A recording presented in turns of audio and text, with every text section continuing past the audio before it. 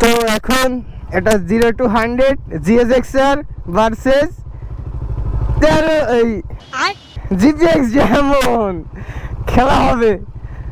নাও এক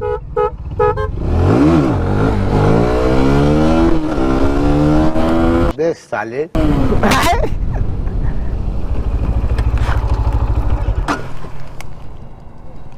কি হলো?